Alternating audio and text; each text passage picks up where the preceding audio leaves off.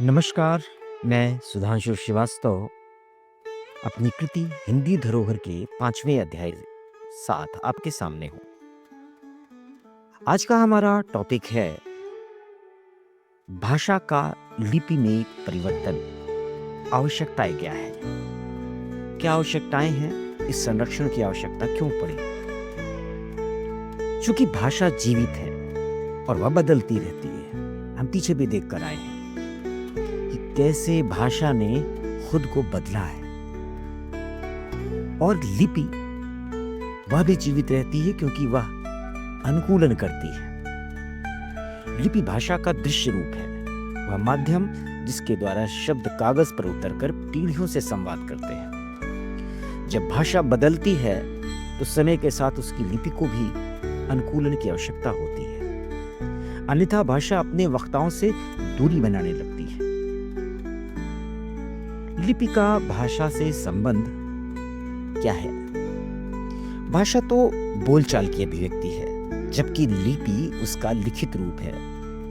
दोनों का संबंध शरीर और आत्मा जैसा है, एक बदलता है तो दूसरा भी प्रभावित होता है। परंतु भाषा का विकास स्वाभाविक है, जबकि लिपि का विकास सचेत प्रयासों से होता है। इसलिए समय समय पर लिपि का परिष्कार, सरलीकरण और तकनीकी रूपांतरण आवश्यक है। हम बात करेंगे कि लिपि परिवर्तन की आवश्यकता क्यों पड़ती है। 5 कारण इनके बताएंगे।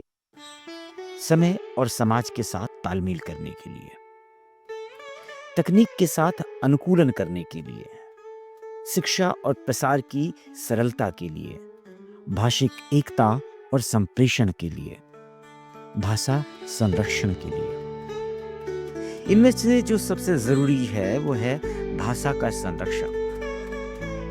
आपको याद होगा, हम लोगों ने भाषा जन्मी कैसे इस बात पर चर्चा की थी। कैसे प्राकृतिक ध्वनियों से, कैसे संगीत के माध्यम से, कैसे अनायास निकलने वाली आवाजों से हमने अपने शब्द पाए थे। इन शब्दों की बहुलता होती चली गई समय के साथ। अगर इन शब्दों को सहेजा नहीं जाता तो पीढ़ी दर पीढ़ी आप तक पहुंचते भी नहीं, न जाने कितने खो गए होते। इन शब्दों को सहेजने की प्रक्रिया थी लिपि। जैसे ही लिपि में बदली, वैसे ही भाषा अमर हो गई। हम लिपि परिवर्तन के कुछ ऐतिहासिक उदाहरणों को देखेंगे। जिस समय संस्कृत थी, उस समय ब्राह्मी और सिद्ध मातृका इन्होंने अपना काम किया। वर्तमान में ये देवनागरी में परिवर्तित हो गई और इसकी पठनीयता स्थिर हो गई। ऐसे ही पंजाबी पहले शारदा लिपि में लिखी जाती थी, लांडा लिपि में लिखी जाती थी। समय के साथ ये गुरुमुखी में तब्दील हो गई। ऐसा ही कश्मीरी के साथ भी हुआ। शारदा से देवनागरी होते हुए आज ये द्विलिपिक प्रयोग की भाषा है कश्मीरी। लिपि को परिष्कार करते रहना जरूरी होता है।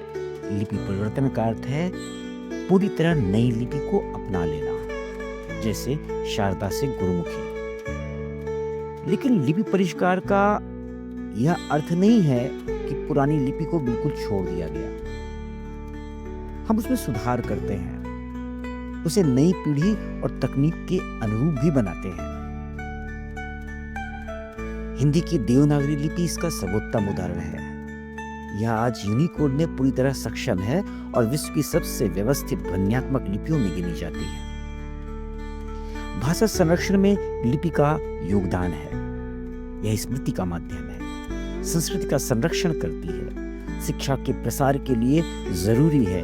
इसमें पीढ़ियों का संवाद है और आज डिजिटल युग में यह प्रौद्योगिकी में पहचान बनाए हुए है। आधुनिक संदर्भों में देखें तो आज का युग डिजिटल लिपियों का है, जहां हर भाषा को यूनिकोड रेंज में समाहित होना आवश्यक है। इस तकनीकी विस्तार ने हिंदी, संस्कृत, मराठी जैसी भाषाओं को विश्व मंच पर स्थायी पहचान दी है। लिपि परिवर्तन के प्रति अत्यंत सावधान रहना होता है। हम पुराने रूपों को मिटाते नहीं हैं। भाषा का संरक्षण भी तभी संभव है जब नया रूप पुराने का उत्तराधिकारी बने, विरोधी नहीं। परिवर्तन तब सार्थक है जब वह निरंतरता के साथ हो। इसलिए किसी भी भाषा के लिए लिपि परिवर्तन का निर्णय केवल तकनीक या राजनीतिक नहीं, बल्कि संस्कृति संवेदन का प्रश्न भी होता है। भारत में भाषा के संरक्षण का अर्थ उसे स्थिर करना नहीं, बल्कि उसकी जीवंतता को बनाए रखना है। लिपि परिवर्तन भाषा को युगानुकूल बनाता है, तकनीक रूप से सक्षम करता है और सांस्कृतिक रूप से सुरक्षित रखता है। जब भाषा बदलती है तो लिपि को भी बदलना पड़ता है, क्योंकि स्थिर लिपि भाषा की समाधि बन जाती है। हम देखेंगे देवनागरी लिपि का विकास क्रम। देवनागरी लिपि का जो विकास क्रम है, ब्राह्मी लिपि जो कि सम्राट अशोक के शिलालेखों में प्राप्त हुई थी, गुप्त काल तक आते आते इस लिपि के अक्षर गोलाकार हो गए, अलंकार युक्त हो गए। ये ब्राह्मी का विकसित रूप था, गुप्त लिपि। आगे सिद्धमातृका जो लगभग 8वीं से 10वीं शताब्दी के बीच की बात है, संस्कृत ग्रंथों में प्रचलित हो गई। इसमें शिरोरेखा की शुरुआत हो गई। 10वीं से 12वीं शताब्दी नागरी लिपि का समय है, जब शिरोरेखा स्थायी हो गई, आकार सरल हो गए, धार्मिक और राजकीय लेखन में उपयोग होने लग गई। 12वीं शताब्दी के बाद जाकर हम वर्तमान देवनागरी लिपि के दर्शन करते हैं। यह पूर्ण विकसित स्वरूप है।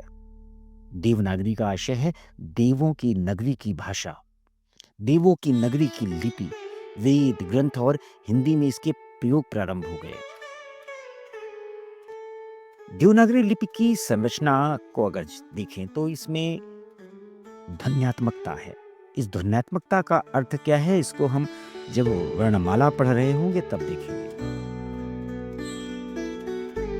ऐतिहासिक रूप से देवनागरी में 14 स्वर, 33 व्यंजन और संयुक्त अक्षर थे। मात्राओं और चिन्हों की व्यवस्थित प्रणाली थी, जो आज भी है। देवनागरी लिपि में शिरोरेखा होती है, ध्वन्यात्मकता होती है, स्वर व्यंजन का संयोजन होता है, सुसंगठित वर्ण क्रम है और साथ में लचीलापन है।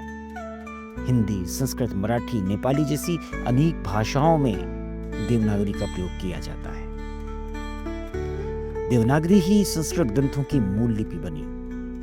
हिंदी साहित्य के ढेरों कवियों ने, सूर, कबीर, तुलसी, सभी ने इसी में काव्य लिखे। स्वतंत्रता संग्राम का जो काल था, उस काल में इसे राष्ट्रीय लिपि का दर्जा भी मिला। यहां तक कि हमारे संविधान में अनुच्छेद 343 के अंतर्गत हिंदी की लिपि के रूप में देवनागरी को मान्यता दी है। ब्राह्मी से देवनागरी तक की यात्रा भाषाई आत्मा की यात्रा है। यह लिपि न केवल शब्दों को आकार देती है, बल्कि विचारों, संस्कृति और इतिहास को भी अमिट बनाती है। धन्यवाद। मैं सुधांशु श्रीवास्तव लेता हूं आपसे विदा, और अगले खंड में हम मिलेंगे हिंदी भाषा और देवनागरी लिपि की संवैधानिक स्थिति के साथ। हमारे हिंदी धरोहर का यह प्रथम भाग है, जिसका 7वां अध्याय अंतिम अध्याय होगा। यह पहला भाग लिपि और भाषा के लिए समर्पित था। जो भाग 2 होगा, उस भाग 2 में हम व्याकरण लेकर चलेंगे। पहले जानेंगे कि व्याकरण क्या है, इसके बाद वर्णमाला, और तार्किक रूप से बढ़ते चले जाएंगे।